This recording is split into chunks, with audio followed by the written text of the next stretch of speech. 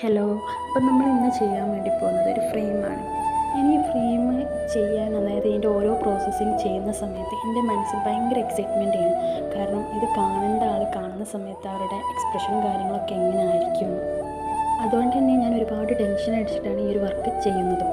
അപ്പം നമുക്ക് കാര്യത്തിലേക്ക് വരാം.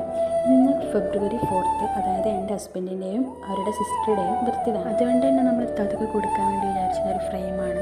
ഈ ഫ്രെയിം എന്ന് പറഞ്ഞാൽ ഭയങ്കര സ്പെഷ്യലായിട്ടുള്ളൊരു ഫ്രെയിമാണ്. കാരണം എന്താണെന്നറിയോ, അതായത് കുറച്ച് മുന്നത്തെ അത് പറഞ്ഞേനു എനിക്ക് ഫാമിലി ഫോട്ടോ ഇല്ല, അപ്പോൾ അത് ആഡ് ചെയ്തിട്ട് നമുക്കൊരു ഫാമിലി ഫോട്ടോ ആക്കണം എന്നുള്ളത്. ആഡ് ചെയ്യാന്ന് പറഞ്ഞാൽ എല്ലാവരും കൂടി നിൽക്കുന്നുള്ള ഒരു ഫോട്ടോ കുറച്ചേ ഉണ്ടായിട്ടുള്ളൂ. അതുകൊണ്ട് തന്നെ ഞാൻ ആഡ് ചെയ്ത് നല്ലൊരു ഫ്രെയിം ആക്കി കൊടുക്കാമെന്ന് വിചാരിച്ചു. അപ്പം ഈ ഒരു ഫ്രെയിം എന്ന് പറഞ്ഞാൽ ഇനിയും സ്പെഷ്യാലിറ്റി വന്നിട്ടില്ല.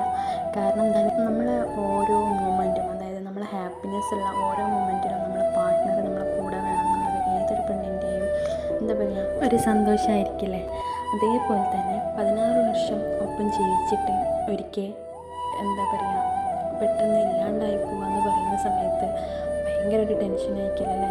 കാരണം നമ്മൾ ഗൾഫിലേക്ക് പോകുന്ന ആൾക്കാരാണെങ്കിൽ പിന്നെയും നമുക്ക് വീഡിയോ കോളും കാര്യങ്ങളൊക്കെ ചെയ്തിട്ട് നമുക്ക് കോണ്ടാക്ട് ചെയ്യാം.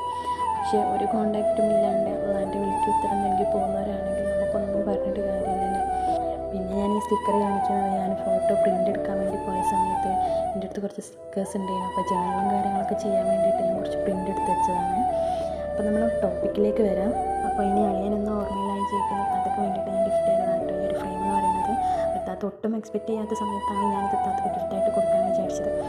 പിന്നെ നമ്മൾ മെയിനായിട്ട് താത്തക്ക് ഡ്രസ്സാണ് കൊടുക്കുന്നത്. അപ്പോൾ ഡ്രസ്സ് കൊടുക്കുമ്പോൾ താത്ത സന്തോഷമാവും. പക്ഷേ ഇത് കൊടുക്കുന്ന സമയത്ത് സ്പെഷ്യലായിട്ടായിരിക്കും. കാരണം എങ്ങനെയാണ് താത്ത എക്സ്പെക്റ്റ് ചെയ്യാമെന്ന് ഒരിക്കലും പറയാൻ പറ്റില്ല. അപ്പോൾ ഇത്രയുള്ള ഗൈസ്. അപ്പോൾ ഇഷ്ടമായിട്ടുണ്ടെങ്കിൽ ലൈക്ക് ചെയ്യുക, ഷെയർ ചെയ്യുക.